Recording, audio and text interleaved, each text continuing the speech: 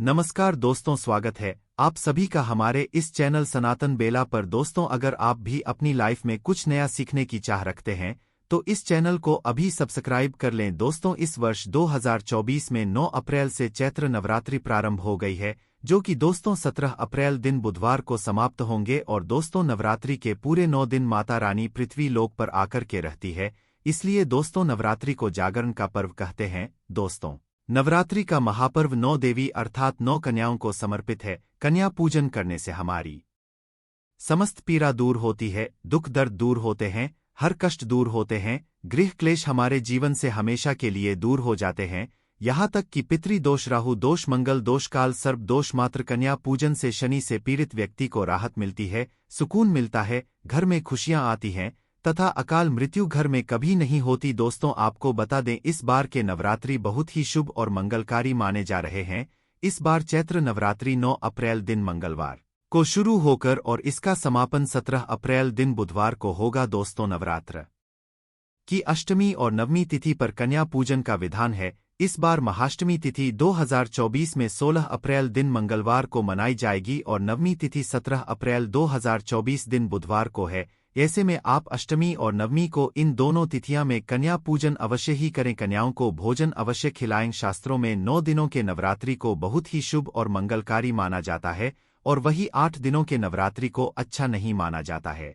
ऐसे में 10 दिनों के नवरात्रि बहुत ही शुभ माने गए हैं। शास्त्रों के अनुसार नवरात्रि के दिनों में माता रानी का पूजन करने से, कन्या पूजन करने से मां अभय वरदान प्रदान करती है। कुंडली में जो कष्ट होते हैं उन्हें ठीक कर देती है। श्रीधर की तरह ही सच्चे हृदय वाले व्यक्ति के सभी कष्टों का निवारण मां शीघ्र ही करती है। मां की उपासना से विनम्रता का विकास होता है, सभी कष्ट, दरिद्रता, दुख, कष्ट नष्ट हो जाते हैं। नवरात्रि में माता रानी का व्रत और पूजन किया जाता है, लेकिन नवरात्रि के दौरान सबसे ज्यादा महत्व होता है कन्या पूजन का। दोस्तों, कन्या रानी जो होती है फूल की पंखुड़ियों की तरह नाजुक होती है। कन्या पूजन सर्वोपरि है, श्रेष्ठ है। कन्या के रूप में स्वयं जगदम्बा देवी माता वैष्णो 9 देवियां अर्थात समस्त ब्रह्मांड इनके शरीर के कण कण में वास करते हैं। बहुत कम लोग जानते हैं 3 कोटि देवी देवताओं का वास होता है कन्याओं के मस्तक पर। कन्या चाहे छोटी हो चाहे बड़ी हो, वह सदैव पूजनीय है, मां के समान मानी जाती है। दोस्तों, माना जाता है व्रत और उपासना से माता रानी इतना प्रसन्न नहीं होती है जितना कि कन्या पूजन से होती है। नवरात्रि में छोटी छोटी कन्याओं को माता रा का स्वरूप माना जाता है। कन्याओं को भोग लगाया जाता है, उन्हें प्रसन्न किया जाता है और बदले में आशीर्वाद मांगा जाता है। कन्याओं को खुश करने के लिए गिफ्ट आदि उपहार वगैरह दिए जाते हैं। माना जाता है अगर कन्याओं को कोई भेंट दी जाए और वह उसे खुशी खुशी स्वीकार कर ले तो इसका मतलब है भक्तों माता रानी अर्थात माता वैष्णव ने वह भेंट स्वीकार कर ली। जिन पर कन्याएं प्रसन्न होती हैं तो समझो उन्हें माता रानी का आशीर्वाद मिल गया और माता रानी की कृपा से उन्हें मुंह मांगा वरदान प्राप्त होता है। कन्या पूजन कोई मामूली पूजन नहीं होता। समस्त ब्रह्मांड में जो पूजा होती है उनसे बढ़कर कन्या पूजन को माना जाता है। 10 बार गंगा स्नान करने से और 100 बार यज्ञ करने से तथा 1000 बार यात्रा करने से जो पुण्य मिलता है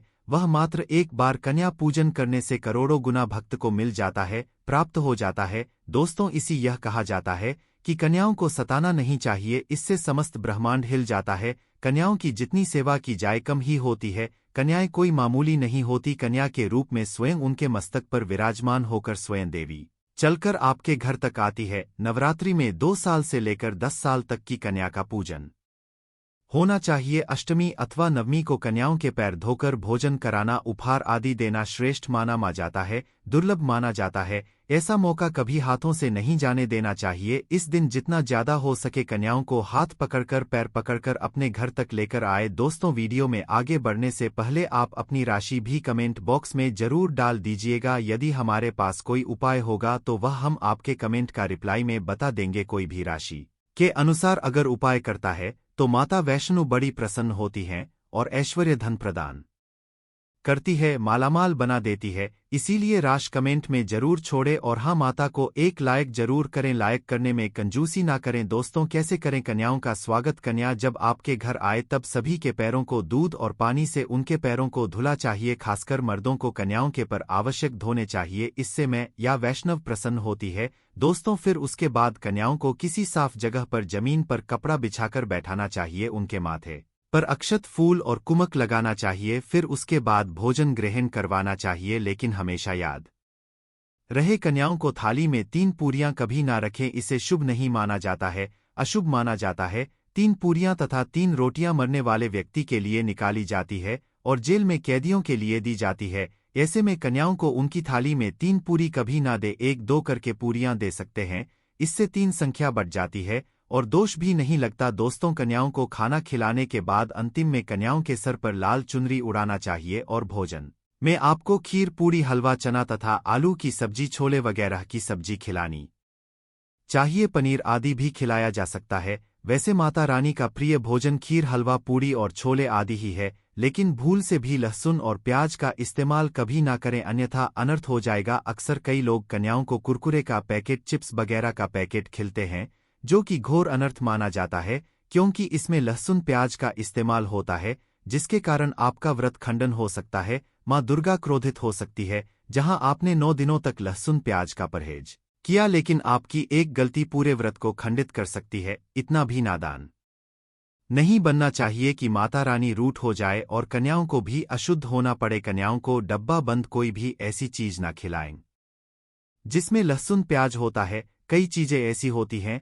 मार्केट में जिसके अंदर लहसुन प्याज का इस्तेमाल होता है, ऐसा आप कभी मत करना। दोस्तों, कई लोग कन्या पूजन में खाना घर पर नहीं बनाते और मार्केट से रेडीमेड लाकर ही खिलाते हैं तथा दही जलेबी खिलाते हैं, जो कि शुभ नहीं माना जाता है। दोस्तों, ऐसा खाना खिलाते हैं जिनके घर में मान लीजिए कोई दुर्घटना आदि हो गई है या घर में कोई बीमार है या कोई मुसीबत है, तब वह ऐसा करते हैं। लेकिन अगर आप स्वस्थ हैं, आपको कोई पीड़ा नहीं है, तो ऐसा भूलकर भी नहीं करना चाहिए। माता रानी दही जलेबी नहीं, आपके हाथों का बना भोजन खाना चाहती है, आपका प्यार चाहती है। फिर चाहे आप घर में एक ही पूरी क्यों ना बनाए, माता के लिए आप स्वयं ही अपने हाथों से माता रानी को भोजन खिलाएं। देखिए, भले ही आप दही जलेबी खिला सकते हैं, परंतु माता को घर का बना हुआ शुद्ध भोजन ही अति प्रिय है। खासकर नवरात्रों के दौरान घर में पक्का खाना अवश्य बनाना चाहिए। माता रानी बहुत प्रसन्न होती है। घर का बना पक्का खाना ही कन्याओं को खिलाना चाहिए। हमेशा याद रखें, कन्याओं को प्लास्टिक के बने दोने में खाना नहीं खिलाना चाहिए। ऐसे बर्तन पूजा पाठ के लिए शुभ नहीं, अशुभ होते हैं, क्योंकि प्लास्टिक के ज्यादातर बर्तन जो होते हैं जानवरों की हड्डियों द्वारा बनाए जाते हैं। इसीलिए ऐसा पाप मत करना। कन्याओं को हमेशा स्टील के बर्तन या पत्तों से बने बर्तनों में ही भोजन कराना चाहिए, बहुत ही शुभ माना गया है।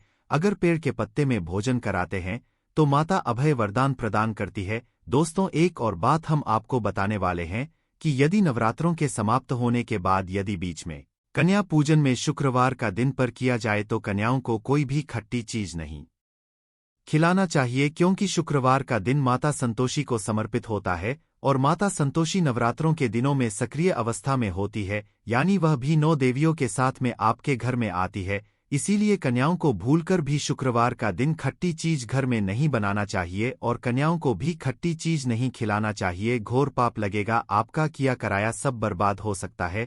खट्टी चीजों से माता संतोषी रूठ हो सकती है, आपको श्राप दे सकती है।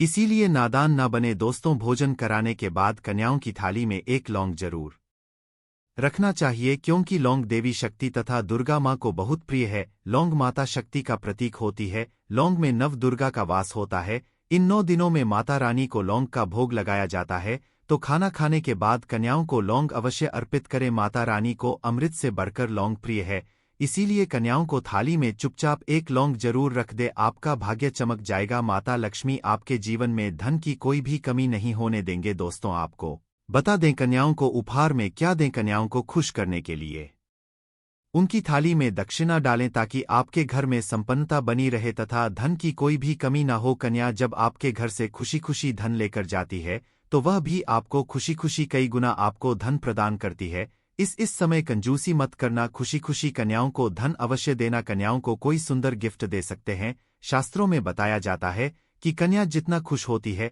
माता रानी उतना ही जल्द फल की प्राप्ति प्रदान करती है। ऐसे में आप कन्याओं को चॉकलेट बॉक्स दे सकते हैं तथा खूबसूरत कपड़े दे सकते हैं। याद रहे, काले कपड़े ना दें।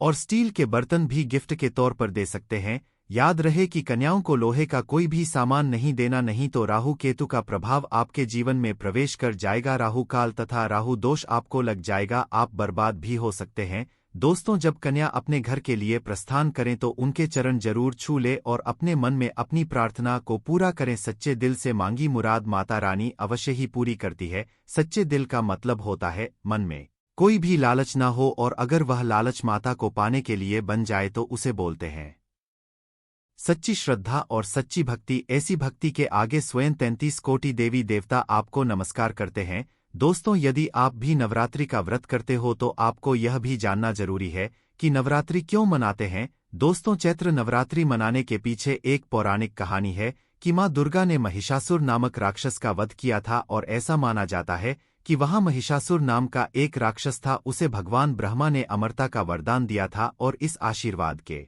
कारण महिषासुर पृथ्वी से लेकर स्वर्ग तक सभी को परेशान करने लगा। ऐसे में सभी देवी देवता उसके अत्याचारों से चिंतित होकर ब्रह्मा, विष्णु और महेश के पास जाते हैं।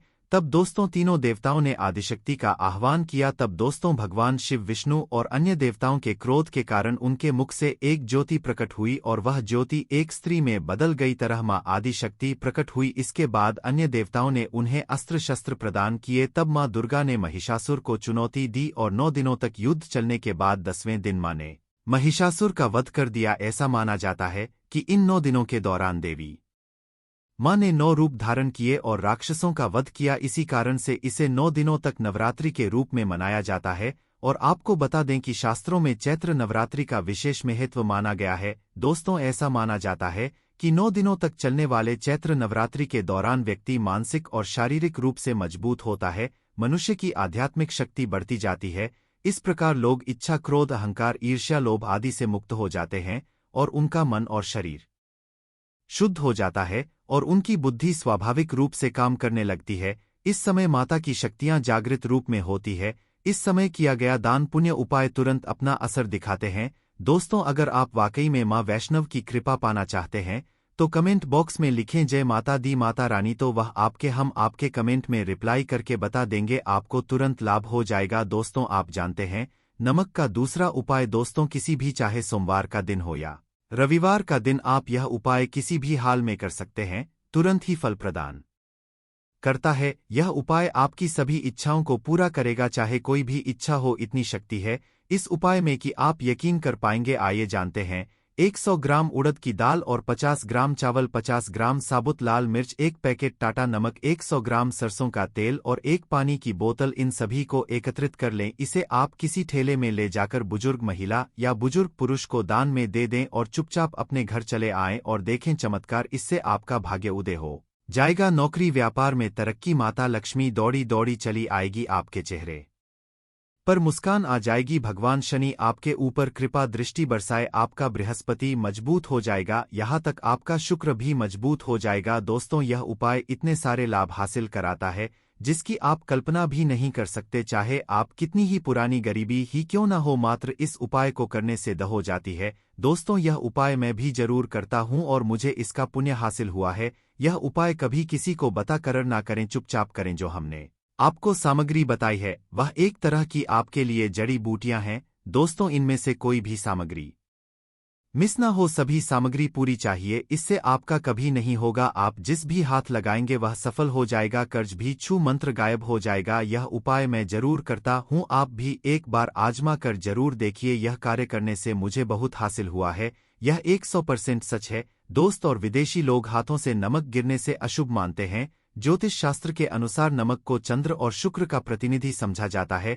नमक को यदि आप किसी स्टील या लोहे के बर्तन में रखते हैं तो यह चंद्र शनि का मिलन होगा, जो कि बहुत ही सिद्ध होता है। यहाँ तक कि आप भी हो सकते हैं यह रोग और शोक का कारण बन जाता है। नमक को किसी प्लास्टिक के पात्र में भी भूलकर भी नहीं रखना चाहिए। नमक को सदैव कांच के पात्र में ही रखना चाहिए, बहुत ही शुभ समझा जाता है। जब कोई मानव नमक को लोहे के बर्तन में या प्लास्टिक के बर्तन में रख देता है तो उसे गरीबी का सामना करना पड़ता है, चंद्र और नाराज हो जाते हैं। दोस्त, अक्सर खाने में नमक कम हो जाता है और तब आप स्थिति में थोड़ा नमक लेकर खाने में डालते हैं और बाकी फेंक देते हैं, जो कि बहुत ही अशुभ समझा जाता है। नमक का गिरना बिल्कुल भी अच्छा नहीं समझा जाता है। बल्गारिया, यूक्रेन और रोमेनिया जैसे में इसे दुर्भाग्य और विवाद का सूचक समझा जाता है। भारत में इसका गिरना बहुत ही अशुभ समझा गया है। नमक को गिराने से चंद्रमा और शुक्र दोनों कमजोर हो जाते हैं, जिसके देवी लक्ष्मी भी साथ छोड़ देती हैं और आजीवन को गरीब रहना पड़ता है।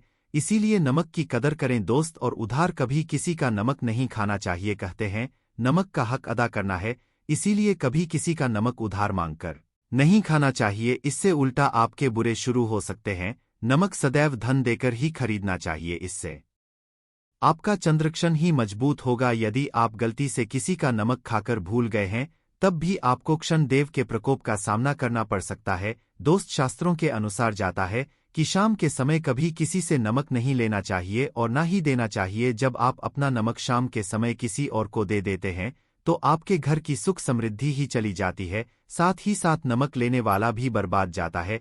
इसीलिए शाम के समय नमक नहीं लेना चाहिए दोस्त। और मिले पानी से पोंछा लगाने से घर में जितनी भी नकारात्मक ऊर्जा होती है वह नष्ट हो जाती है। हफ्ते में 2-3 नमक मिले पानी से पोंछा जरूर लगा। याद रहे, नमक मिले पानी से दोपहर के समय पोंछा नहीं लगाना चाहिए। दोपहर में जब कोई मानव घर की साफ सफाई करता है, तब इससे घर में लक्ष्मी नहीं लक्ष्मी का वास हो जाता है। माता लक्ष्मी का वास उसी घर में होता है जिस घर की सफाई सुबह के समय होती है। तो शास्त्रों के अनुसार समझा जाता है कि सूर्योदय पहले घर का दरवाजा खोल लेना चाहिए, नहीं तो माता लक्ष्मी आपके घर में प्रवेश नहीं कर पाएगी और वह उसी घर में चली जाएगी जिसका दरवाजा सूर्योदय से पहले खुलता हो। क्योंकि सूर्योदय से जब किसी का दरवाजा बंद होता है, तब भला माता लक्ष्मी आपके घर में प्रवेश क्यों करेगी? आपने तो माता के आने का मार्ग ही बंद कर दिया है। इसीलिए सवेरे सवेरे दरवाजा जरूर और साफ सफाई कर ले दोस्त। जादू टोना तंत्र मंत्र, बुरी शक्ति, बुरी हवा, नजर दोष, मात्र इस उपाय को करने 2 मिनट में सब ठीक हो जाएगा। नमक का यह उपाय, थोड़ा सा डेली वाला नमक ले और थोड़ा सा आटा ले, 7 की संख्या में साबुत लाल मिर्ची ले, उसमें डंठल होना चाहिए, 1 टुकड़ा कोयला